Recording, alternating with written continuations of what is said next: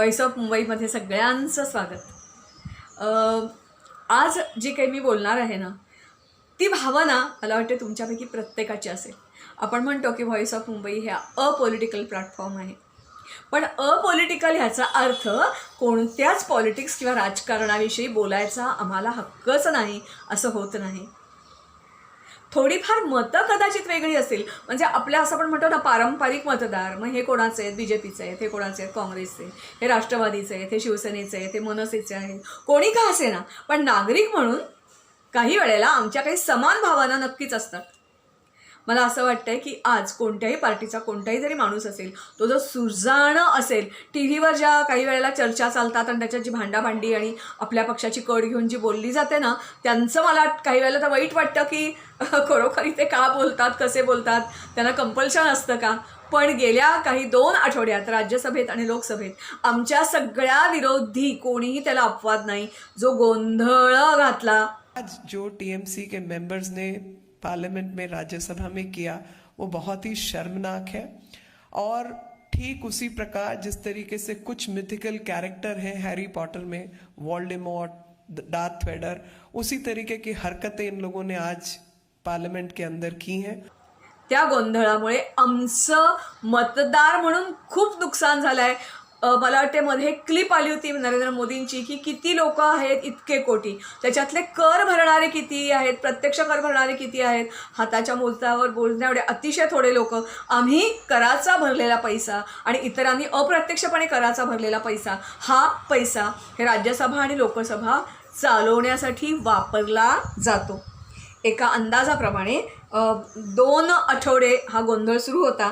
107 कामाचे तास, याच्यापैकी केवळ आणि केवळ 18 तास काम झालं।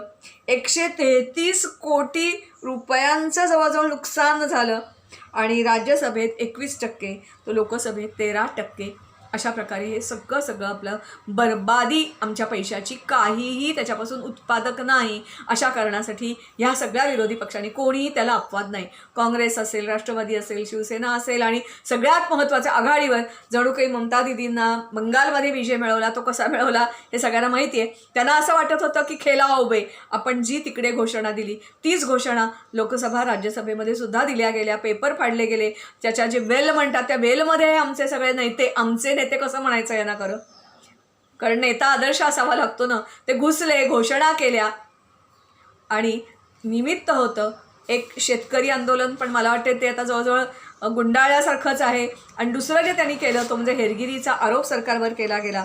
पेगासिस या कंपनी इस्रायलची जी डेव्हलप केलेली आहे त्याचं सॉफ्टवेअर वापरलं आणि केंद्र सरकारने अशा प्रकारे काही लोकांचे फोन हे टॅप केले। खरं पाहायला गेलं तर ॲम्नेस्टी इंटरनॅशनल यांनी ही बातमी दिली होती व त्यांनी त्याच्यातून माघारही घेतली। किती लोकांची नावं आहेत भारतातल्या, तर केवळ 10 लोकांची आहेत असं सांगितलं। कदाचित हा आकडा काही दिवसांत कमीही होईल। हे सगळे कोण आहेत, तर देशाच्या विरोधात काम करणारे असं देशाला वाटतं, अशी ही लोक आहेत। खरं तर सरकारला याचीही गरज नव्हती, कारण सरकारला अशा प्रकारे जे देशद्रोही आहेत हे कामच आहे ना। शिवाजी महाराजांच्या काळामध्ये त्याच्याही आधीसुद्धा हेरगिरी आपण करतच होतो, हेरगिरी काही नवीन नाही आहे। देशाच्या विरुद्ध जर कोणी वागत असेल तर त्याच्यावर हेरगिरी करावीच लागते। काळ बदलला, हेरगिरीची माध्यमं बदलली आणि आपल्याला जी आताच्याचे जे प्रमुख अजित डोवाल आहेत त्यांच्या ह्याच्याखालती जे नॅशनल टेक्निकल इन्स्टिट्यूट आहे त्याच्या अंतर्गत आपल्याला हे करता येतं। सरकारला तेही करता आलं असतं, त्यांनी केलंही असेल, नाही असेल याच्याबद्दल मला काहीच बोलायचं नाही, कारण मला कसं माहिती असणार ना, तुमच्यासारखीच मी पण एक सामान्य नागरिक। पण एवढं मात्र नक्की खरं की ह्या सगळ्या लीडर्सना वाटलं असेल की सरकारला आपण काम करू दिलं नाही, बिलं पास होऊन दिले नाही, नुसता गोंधळ केला की जणू काही आपण भरपूर काहीतरी लोकांसाठी करतोय असं लोकांना वाटावं आणि आपली मतं वाढावीत। मला असं वाटतंय, नक्की खात्री आहे की तुमची पारंपरिक मतंसुद्धा तुम्ही गमावली आहेत, कारण आम्हाला अतिशय राग आलेला आहे। मला वाटते तुमच्यापैकी काही जणांना माहिती असेल, काही जणांनी अनेक वेळेला ह्याच्यापूर्वी पोस्ट ऐकल्या असतील की राजकारण्यांवर लोक इतके चिडलेत आता, तर काही एक मुवमेंट लोकांनी सुरू केली की ह्यांना पेन्शन का।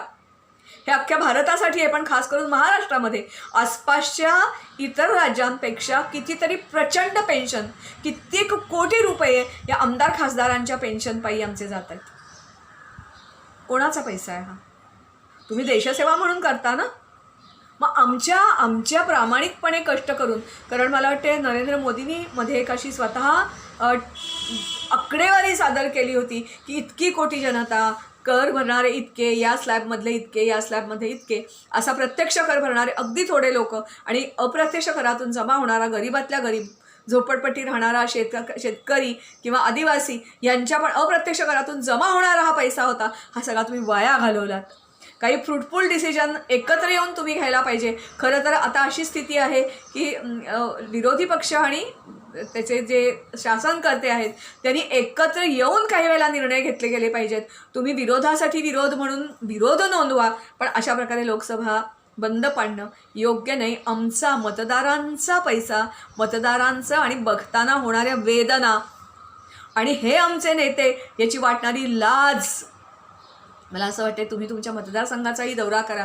तुमचे जर गिने चुने, ज्याला आपण म्हणूया ना की लाळ घोळणारे जरी कोणी असतील ते सोडले, तर कोणताही साधा तुमचा नेहमीचा फॉलोअर पण तुम्हाला हेच आणि हेच सांगेल की तुम्ही हे वागलात, हे अतिशय चुकीचं वागलात. अशा प्रकारे लोकसभेचा पैसा किती तास वाया गेले. आकडेवारी लोक फिरवत आहेत. 107 तास काम अपेक्षित होतं, त्याच्यापैकी जवळजवळ 18 तासच काम झालं, इतका तास वाया गेले. त्याच्याऐवजी 133 कोटींचं जवळजवळ नुकसान झालं. आणि राज्यसभा आणि लोकसभेमध्ये सेम तेच घडलं. वेलमध्ये काय धावली, घोषणा काय दिल्या, म्हणजे मला असं वाटते उन्हाळ मुलं किंवा वाट चुकलेली मुलं असतात ना, त्याच्याही पेक्षा बुजुर्ग लोक जे आहेत हे बुजुर्ग लोक वागले. खरगे यांनी जी काही तक्रार केली ती तक्रार, त्याच्यात काही दम आहे, तथ्य आहे, वाटत नाही. जर तुम्ही चुकीचं वाटताय अशी जर शंका येत असेल तर तुमचे फोन जर टॅप केले गेले असतील नसतील मला समर्थन करायचं आहे असं नाही. पण हेरगिरी नवीन नाही आहे. मनमोहन सिंगाचं उदाहरण दिलं जातं, त्याच्याही पलीकडे मग अशी मी म्हटलं तसं की अगदी ग्रीक आक्रांत आले ना, त्यांनी पण आपल्या भारतामध्ये सोडले होते. ज्या वेळेला चंद्रगुप्त मौर्यानी आणि चाणक्य यांनी जेव्हा पहिला लढा उभारला होता मोठाच्या मोठा, तेव्हा पण त्यांनी आपले गुप्तहेर खातं हे अतिशय चाणक्य नीतीमध्ये तर हे सांगितलेलंच आहे ना, कसे गुप्तहेर असावेत, त्यांनी काय काय करावं, ही सगळीकडे चालणारा भाग आहे. त्यामुळे आता काळ बदलला. पूर्वी फिजिकली जावं लागायचं, वेश पालटून जावं लागायचं. आता इन्स्ट्रुमेंट्स वेगवेगळे इलेक्ट्रॉनिक इतर डिव्हाइसेस आलेले आहेत, त्याचा वापर केला गेला. देशाच्या हितासाठी जर हा वापर केला असेल तर मला वाटते त्याचं समर्थन करायला पाहिजे. आणि त्याच्याही पलीकडे जाऊन विरोधी पक्ष ज्या तऱ्हेने वागले त्याचा निषेध करणं हे तुमच्या माझ्यासारख्या, तुम्ही कोणत्याही पार्टीला बिलॉंग करत असाल तरीही हे कर्तव्य आहे. आपल्या नेत्यांना आपण जागं केलं पाहिजे की तुम्ही जाणीव ठेवून नीट वागा. जनतेचा, देशाचा, आत्ता आधी देशाला कोविड असेल, पाठोपाठ आलेले पूर असतील, ढगफुटी असेल, यांनी कितीतरी झोडपलेलं आहे. पैसा आपल्याकडे कमी आहे. अशा वेळेला असा पैसा वाया घालवणं, मला वाटते ज्या वेळेला तुम्ही धनाचा, जे असं म्हणतात ना लक्ष्मी असते, त्या लक्ष्मीचा जर अपमान केला तर लक्ष्मी निघून जाते. म्हणजे मी खूप काही देवाचं बोलते असं नाही आहे, पण त्याचा उपमर्द करू नका. मग तुमच्या मनामध्ये कली घुसतो, अवदसा घुसते आणि तुमचा नाश करते. तुम्ही तुमच्या पायावर धोंडा पाडून घेऊ नका. अगदी नम्र विनंती, त्याच्या पुढच्या काळामध्ये तुम्ही जेव्हा निषेध कराल तेव्हा जरासा सामान्य माणसाच्या मनात शिरा, मागोसा घ्या.